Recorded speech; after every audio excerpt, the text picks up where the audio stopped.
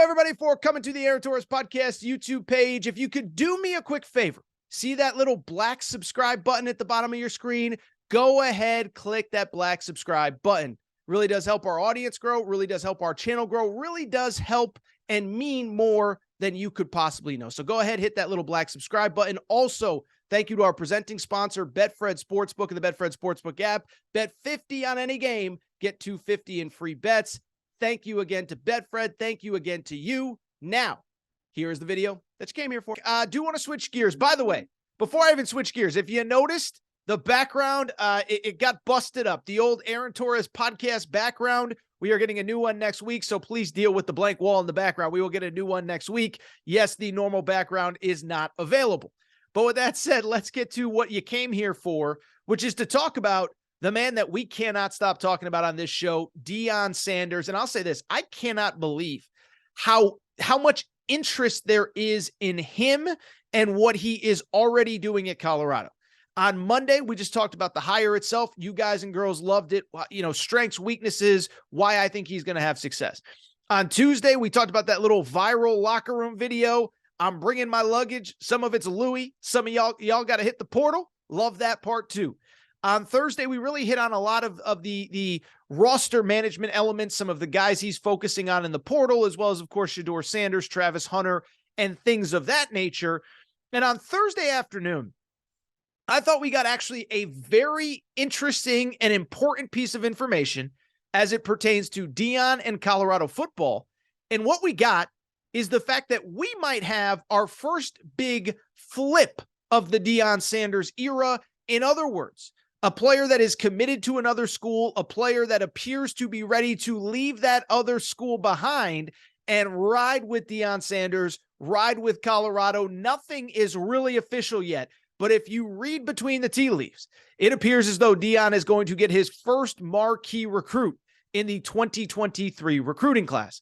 So who is it? What do you need to know? Well, the player is named Dylan Edwards. Really dynamic running back from the state of Kansas. He's about 5'8", 5'9", an absolute speed burner. Watched a little bit of film of him. He reminds me of, and I'm not saying he's going to be this guy, but DeAnthony Thomas that played at Oregon, Tyreek Hill, that kind of player. Now, there's only one Tyreek Hill on the planet. I'm not saying he's the next Tyreek Hill, but that kind of player, that kind of speed, that kind of athleticism in open space.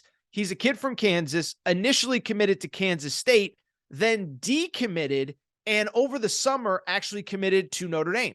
At the time, he committed to Notre Dame over not only Kansas State, but he had offers from Oklahoma, offers from Nebraska, an offer from Oregon, chooses to go to Notre Dame instead.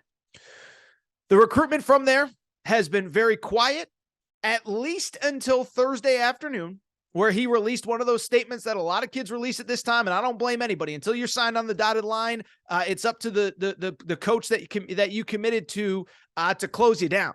But on Thursday, he releases a statement that says, thank you to Notre Dame, but I have decided to reopen my commitment, and here is the next part, okay? Here is the next part that to me is the much more interesting part.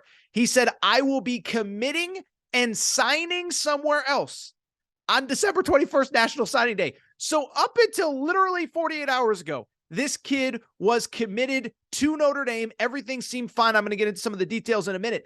Now, not only is he decommitting, he's announcing that in 2 weeks, he is signing with somewhere else. And so the natural assumption is, why do you believe that it has to be Colorado? Well, let's dig in and let's get to some of the details. First of all, again, like I said, he's been committed to Notre Dame for a while. And what's really interesting is sometimes people leave a paper trail or at least a trail on their social media accounts.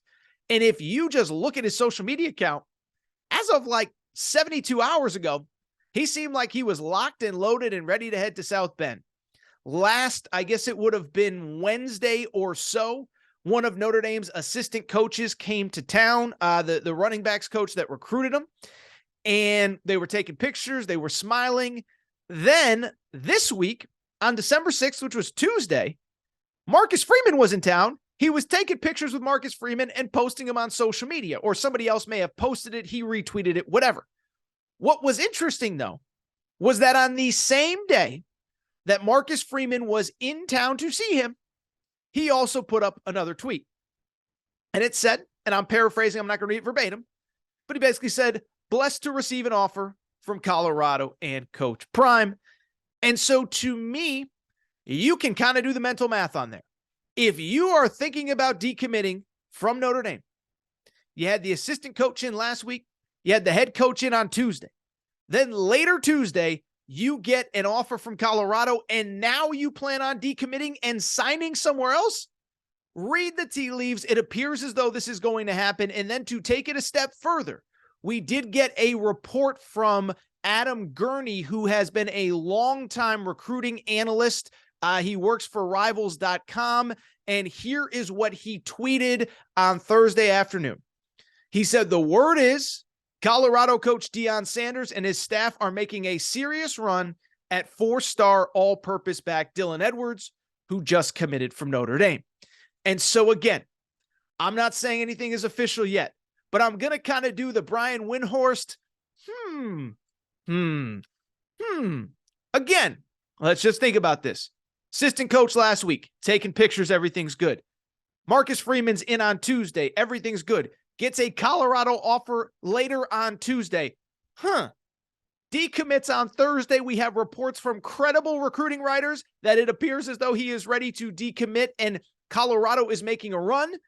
And so this, to me, is the first sign, the first guy that Deion Sanders could really flip that I think is going to ruffle some feathers. And what I would say about this is a few things. One, I don't think any of us know for sure that this is definitively going to happen. But if it isn't this guy, it's going to be somebody else. And this is something, listen, I get a lot of stuff wrong, but I told you from the beginning, I said, if Deion ever gets to a Power 5 job, this guy is going to, at the very least, kill it in recruiting, upgrade the roster, and we'll go from there. And oh, by the way, just went 12-0 at Jackson State. So you'd think if he gets the talent, he's going to have success on the field. But what I keep going back to is a couple things. One, this isn't just a prominent football player who parachuted into college football and decided he wanted to coach. And we've talked about this before. He was a very successful high school coach in Texas, had sons that were recruited. And I think he kind of, even before he got to Jackson State, he understood the game. He understood how it works. He understood how recruiting works. So often these guys that come into college from the professional ranks or from outside of college sports, they don't really know the work that goes into it. I look at basketball. This was Chris Mullen's problem at St. John's. He didn't want to recruit. Like, that's the bottom line. Patrick Ewing at Georgetown, that's been a big problem. It hasn't been his coaching. He's a great coach. He can't get players. And so it's the same, by the way, the HBCUs. Hugh Jackson, remember him, came to Grambling State this year. Eddie George is at Tennessee State.